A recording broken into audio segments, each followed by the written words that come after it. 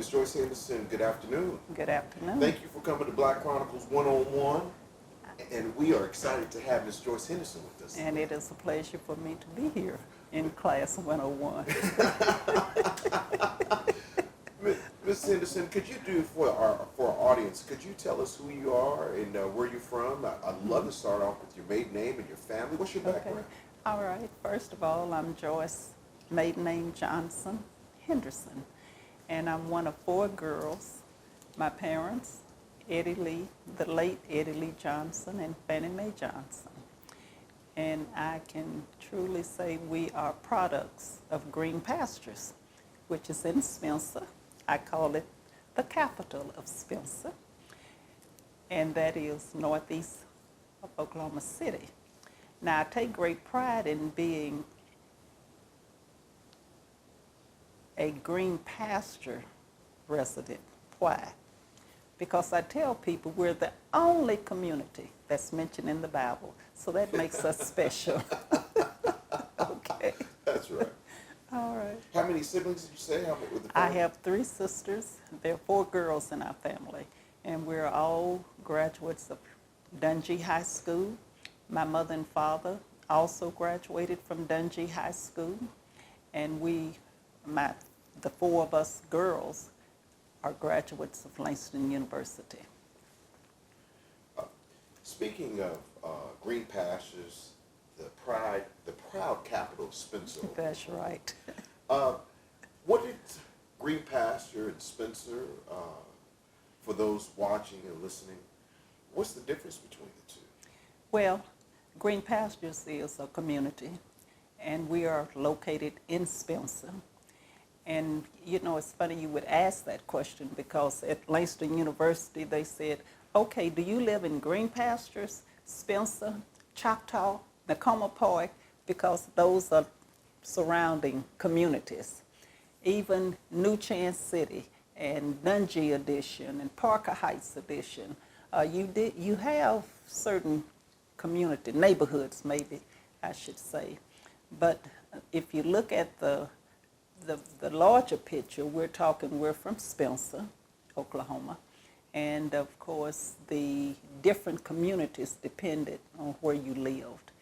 But I lived in the Green Pastures area, and that was one of the communities in Spencer. Okay. Were your parents originally from that area? Well, my dad was born in Bayan, Oklahoma, and my mother was born in Jones, Oklahoma. But they grew up in Oklahoma. Mother pretty much grew up in the Green Pastures area, and my dad lived in several little towns in Oklahoma. But at any rate, when you start talking about did we live in other states, no, we did not. And what's unique about my family, I lived in 5 different houses on the same street. And that street is Lenox Avenue. It wasn't called Lenox when I was growing up, but whatever happened, as the family grew, Daddy would move us to a house that was a little larger than the one we were in order to accommodate the family. But the house that I spent more time in, my dad built himself along with his brother. And after we all graduated and got grown, etc., my parents had a home built across the street, diagonal from where I call it the family home was. So at this time, my mother still resides in 3816 Lenox Avenue on Lenox, which would be their 6th home. And we didn't live in that house, but truly can say the only street I've been on in Green Pastures is Lenox Avenue. It's a wonderful story. So if I'm understanding you correctly, your mother is still living there now? Mother's 95 years old. Bless it. And my sister Barbara and I live here, still live here. And we have a sister living in California, and another sister lives in Texas, San Antonio. The youngest girl lives in Vallejo, California. But my sister Barbara Brooks and I live and take care of our mother. and we keep her in the home. My dad passed almost a year ago, February the 26th, 2021. He passed. And so to take care of her in the home was the best decision we could make, because when you have dementia and those things, we thought it was best to keep you in an environment that you're familiar with. And so between the two of us, she's doing well health-wise. She would have been here with me, but I'm not taking her out in the cold air and all of that if I can keep from it. But yes, she's 95, and when my dad passed, February the 26th, he was 95. And before September 9/11, if he had lived, they would have celebrated their 75th wedding anniversary. Well, bless you. But they celebrated 74. They did 74. Wow. What a Yes, blessing. it is a blessing. But you mentioned Green Pastures, Spencer, East Oklahoma City. Right. You are a part of segregation. Correct. Growing up. Jim Crow. Correct. Blacks in Oklahoma City were only allowed to live in certain areas of Oklahoma City. That's right. We've had other contemporaries of yours talking about they moved on up. They moved from Yeah. 8th to 10th to 23rd to 50th Yeah. of Northeast. I know at one time blacks were not allowed past 8th Street That's at one right. time. How did going east, as far east as you were, how did you interact with blacks that were in the city? Was Green Pastures considered the country? Well, I can tell you, we had no problem, but the kids in Oklahoma City had a problem mixing in with the country kids, as they would say. But I'm going to say, having Clara Luper as a leader back during those segregated days, she would be the bridge over troubled waters from Spencer into Oklahoma City. Having her as a teacher at Dungy School, it wasn't just segregation that alienated the country. We had some tough people out there. And what do I mean by that? Dungy School was one of the best schools in the school systems, period. Now, I say that because many people assume Dungy School was affiliated with Oklahoma City public school system. We were the segregated school of Choctaw School District. When I graduated, I was a graduate of Dungy School, Choctaw School System. Dungy School was annexed into the Oklahoma City School District in 1969 or 68. And at that time, I started teaching at Dungy School. And that's what's so unique about me. I had the opportunity to go there, not just for elementary, middle, we called it junior high school. I was able to go from grades 1 through 12, because they didn't have kindergarten when I was there, graduate, go to college at Langston University, and go back and teach. And that was an honor until the school closed in 1972. How did you know where I was going to go with that? I was going to ask you when the school closed. So for those watching and someone like myself, I've heard of Dungy, but to me, for East Oklahoma City, it was always Spencer, Oklahoma, Spencer High School, Right. home of the Bobcats. When did the school system realize? Why did they close that school? Why did they open Star Spencer? How did that all transition? How Okay. did that happen? Star Spencer existed, and at one time it was segregated, one of those schools. And when Dungy closed in 72, it was all a part of the Finger Plan, Dr. John Finger. You had the Dow versus the Board of Education to take place. And they decided that we still did not integrate schools like they should have been. So they had what was called as the Finger Plan. And the Finger Plan closed some schools as well as integrated many schools.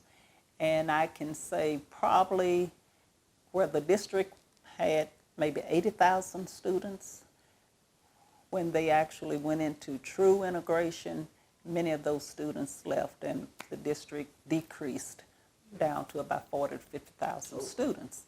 And you hear people talk about segregation. You had people adamant that they were not going to send their kids to school with black children.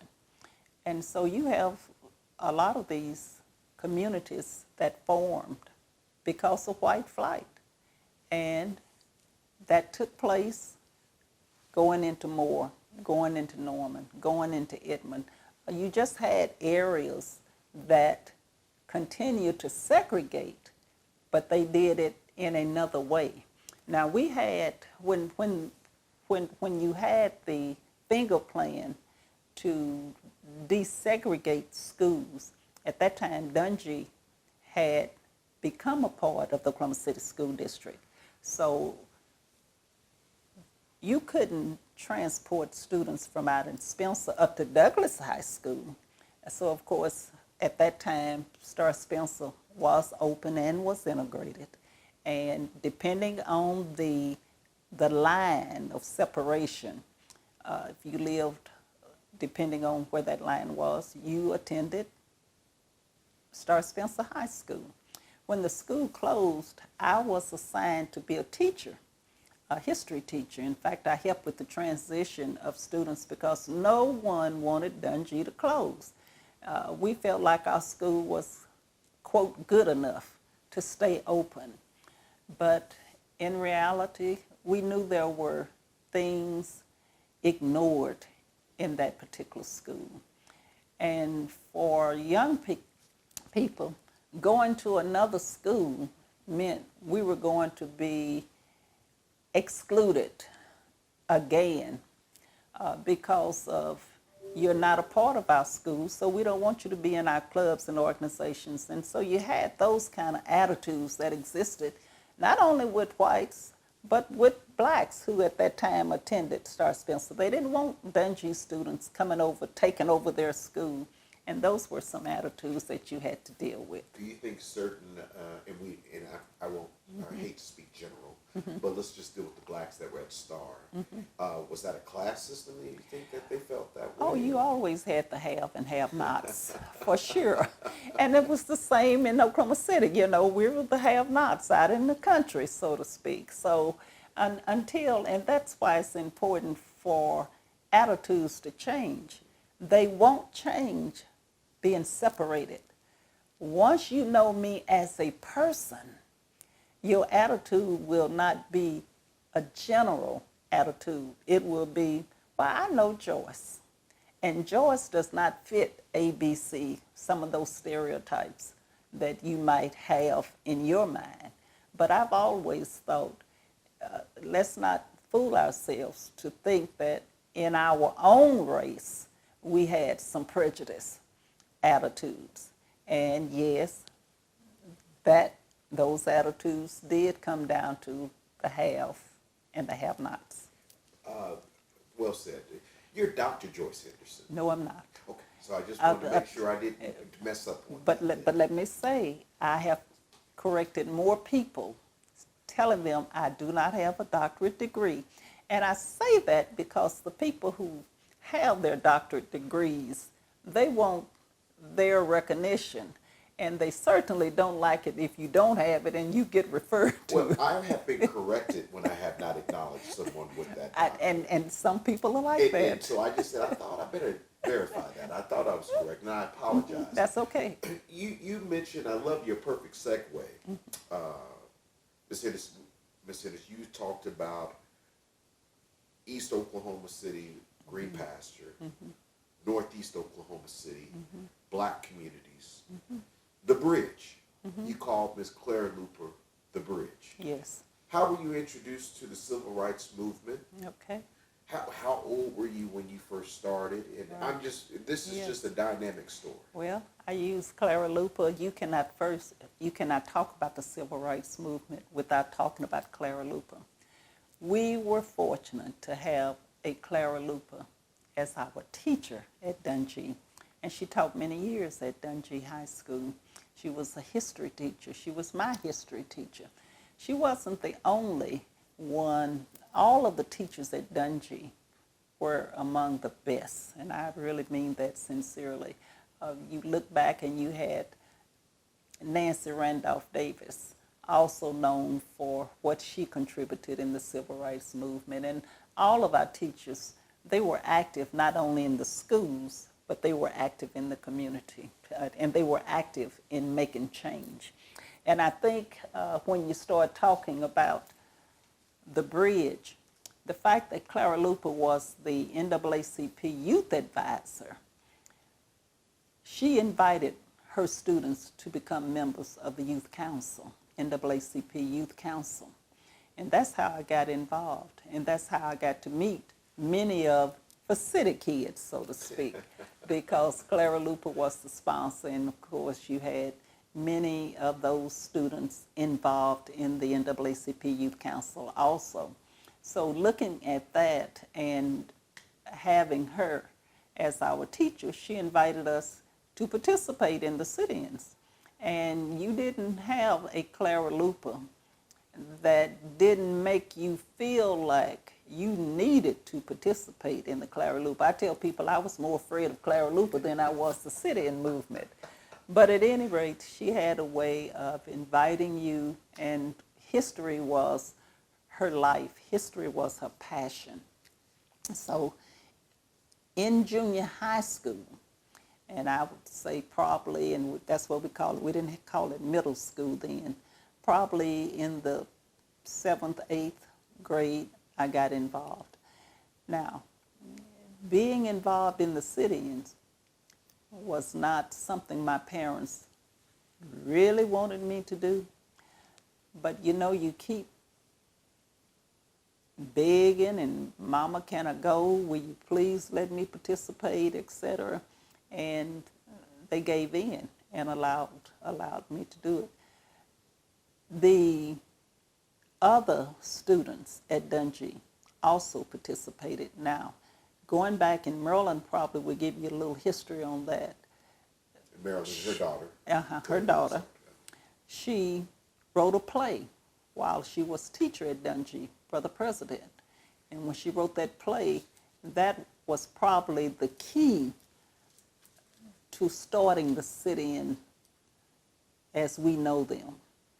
And because I don't want to give too much history there, but she took some students to, she had them to do that play, and some VIPs saw that play and wanted it to go to New York, and as a result, she took students to New York, and on their way, they took the northern route, and then coming back, the southern. And it made a difference with seeing how you were treated in the northern part of the states compared to the way we were treated here in Oklahoma. The Jim Crow laws were a part of the way. It was just black water fountains, white water fountains. You were going to sit in this particular area of the, you were going to live in a particular area in Oklahoma City. You were not going to eat in all of the restaurants. You were going to eat where you could eat, and it wasn't segregated. Not only did we deal with restaurants, we dealt with recreation facilities. I like to remind people, Spring Lake, the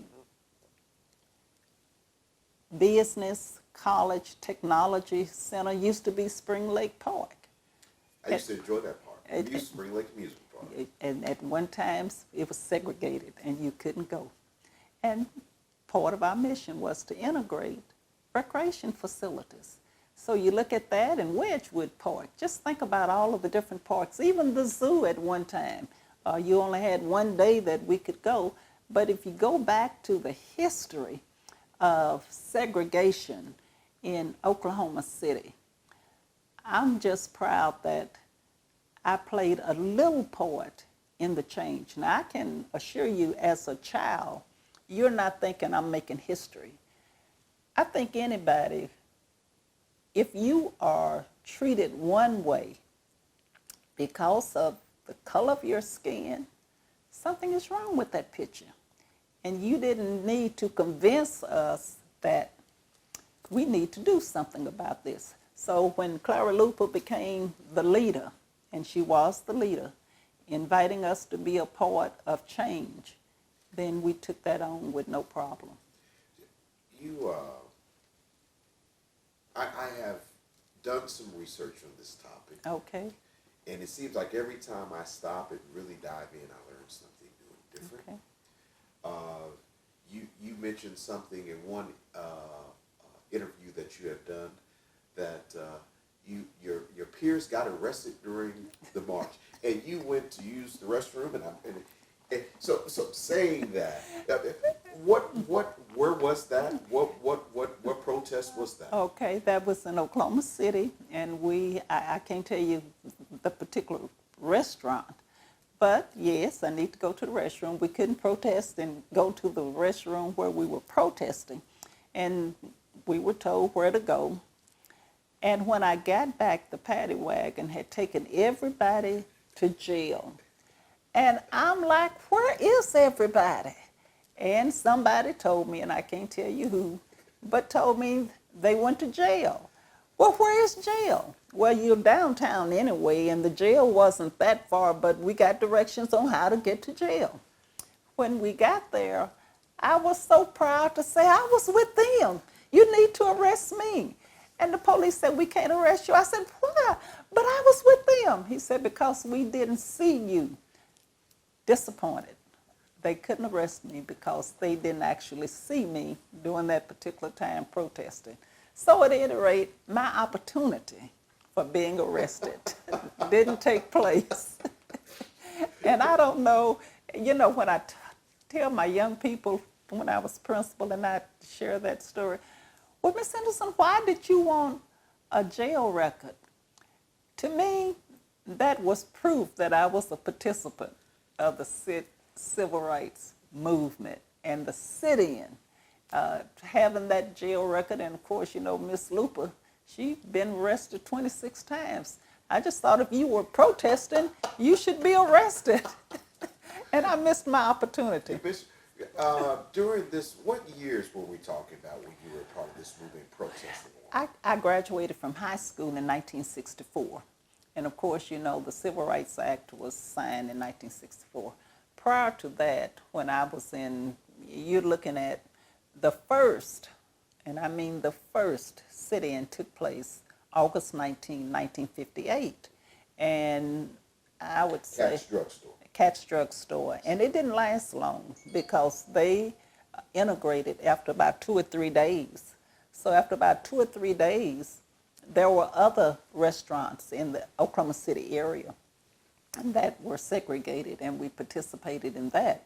But I would say the 60s, early 60s, I was very active with the city. Excellent. Mm-hmm. You have a number of different sit-ins that I believe was recognized more of a national.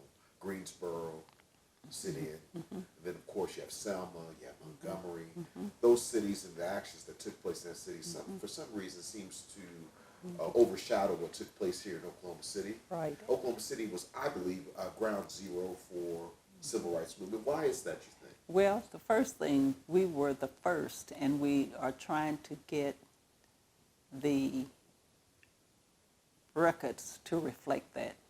We would like for history, and I didn't go to Washington, D.C. to meet with them 2 years ago, but that information really is not known for to a lot of people.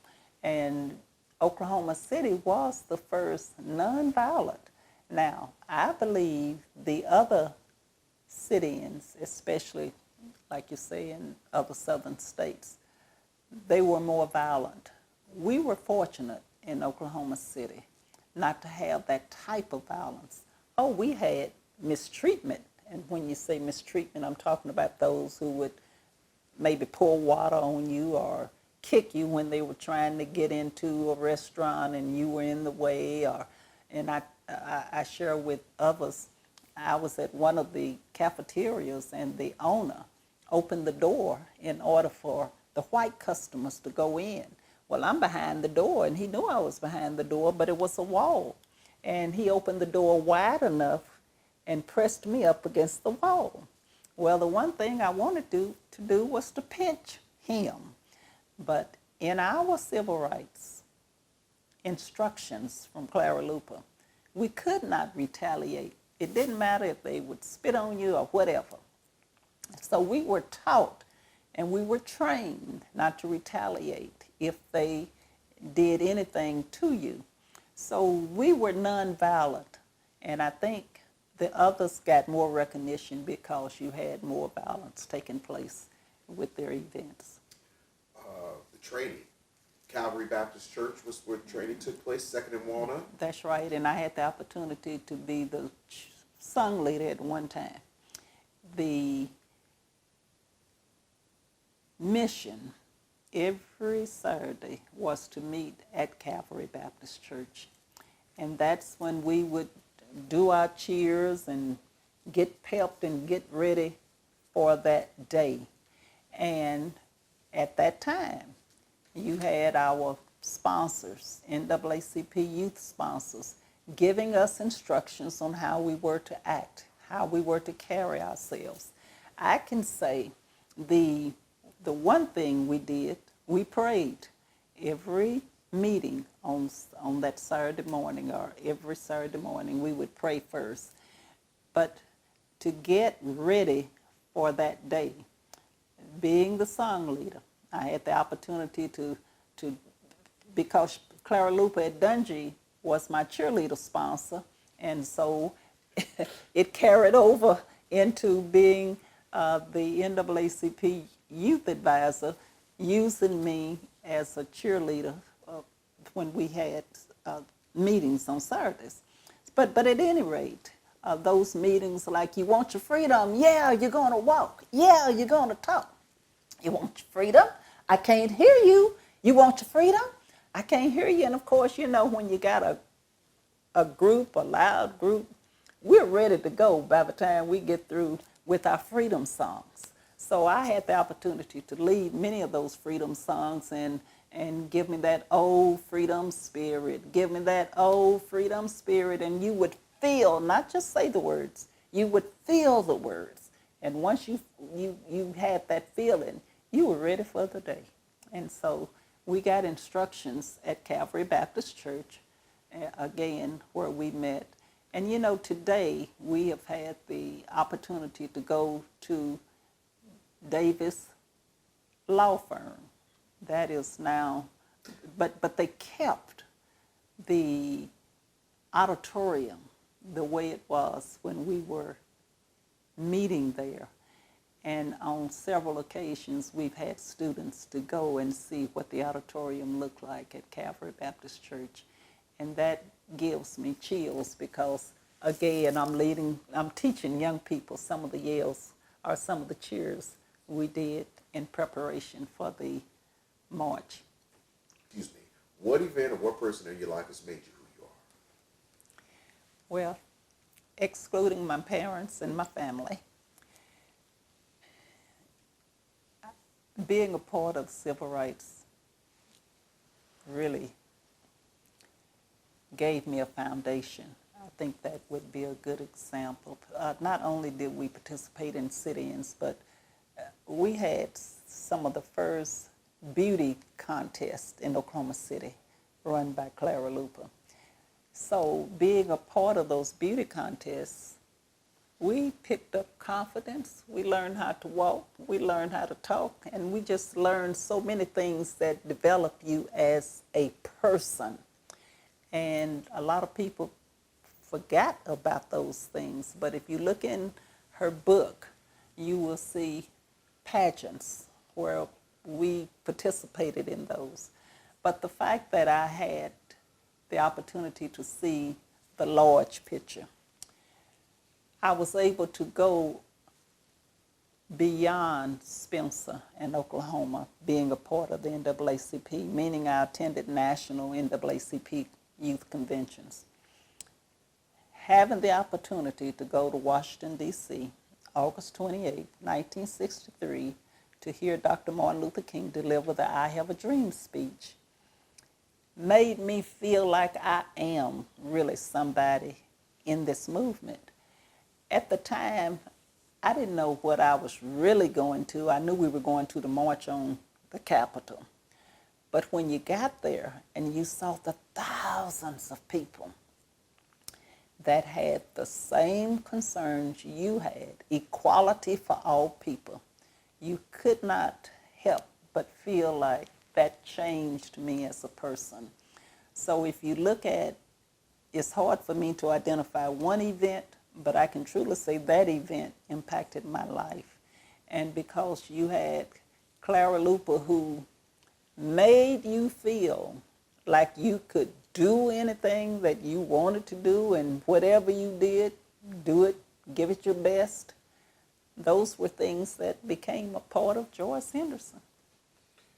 So, Ms. Henderson, when you look at today, it's 2022. A lot of things that you and Ms. Luper and your contemporaries were fighting for, we're dealing with still today. Yes, we are. And you look at the social justice movement, and I call it that is what it's called these days. It's no longer a civil rights movement, it's a social justice movement. Yeah. How do you look upon, what do you see today when you see this movement? Well, when I see everything taking place today, I see it really as an extension from what we did back in the day. The protests, that using that outlet to make change, I think we provided the template for what's going on today, sincerely. When you have people out there protesting voting rights, inequality. There are so many issues that we dealt with then, and you're right, we're still dealing with those issues today. I don't want us to get discouraged, however, because back then, we didn't have social media like you have now. I like to stop and think, what could have happened if we had social media when we were doing our picketing and sitting? Maybe change would have come faster. I don't know. But I do know you have more tools to make changes at this time with technology as it is today. But I do know that we cannot give up. Yes, we're dealing with the same issues, but they do show improvement if you go back to the beginning of those issues, like education, segregation, jobs, certain jobs you couldn't have. Just look at even the voting. At one time you couldn't vote. Well, now you can vote, but you're having to deal with making sure we don't go back to segregation. And if you're not careful, little by little we can go backwards instead of forward. And to me, that's the challenge we have today, making sure we continue to move forward, continue to make sure it's equality for all, regardless of race, creed, or color. Ms. Henderson, you have been a dynamic joy to talk to today. Thank you. There's so many things we could talk about for hours, because we could sit here and listen to you for hours. Well, thank you. That means we have to have you back. And I would like to, in closing, would love for you to our audience that's watching and listening, what do you have to say in closing? Ms. Henderson, you're here today because we're honoring a lot of different things, but number one, it starts off with Ms. Claire Luper. Yes. Ms. Claire Luper, to me, when I hear her name, I'm going to be quiet because I know what I think. Yeah. But I love to hear what you say when you hear the name Claire Luper. Well, I have decided that if there's one person we can give credit to for where we are, is Clara Luper. And one day I decided to see how many honors she had. Clara Luper was one of those who would say, give me my flowers now, because when I die, I cannot smell them, and et cetera, et cetera. But she was not about being recognized for her leadership. That was not what she was about. She received them. She received, to me, more after her passing than when she was alive. But I would close by saying what she would say: know your history. And in order for you to move forward, you've got to know where you've come from. And if you don't know where you've come from, you can't appreciate where you are right now. So know your history. Appreciate what we have now, but know we have so much work to continue to do. And don't assume that because you have achieved something that you won't lose it with the blink of an eye if you don't know your history. Okay. Thank you. Sidebar. Yes. Please tell us how you fell in love with purple. I will tell you. When I turned 50, I was in my office. I was an administrator down at the board. And one of the co-workers said, Joyce, you are 50 now. Now you can wear purple. I said, what are you talking about? She said, have you read that poem about now that I'm 50, I can, it goes on and on. So she brought me back the poem in a frame. And I read it and laughed. But evidently, it made some impact because I started buying purple. And every time I'd put on something purple, it was a conversation piece. It was like, oh, Joyce, that purple looks good on you. Oh, Joyce, that purple. And there are shades of purple. I didn't know you had so many shades of purple. So I looked up, and I had more purple than any other shade. And I decided to see exactly what does it stand for. And I read about purple, meaning royalty. Okay. And it also, when I put it on, it just made me feel good. Have you ever put on a color and you look at it and you feel good? It was one of those colors that made me feel good. So purple became dominant in my life when it comes to color. But I tell people when they say, oh, purple is my favorite color, I said, but you don't have it on. If it's your favorite color, it should be your favorite color 24/7. So for me, it's my favorite color 24/7. So that's the story. Ms. Joyce Henderson. Yes. Thank you. It was wonderful. Thank you. Thank you. Thank you, sir. Okay, now I can go home to my mama.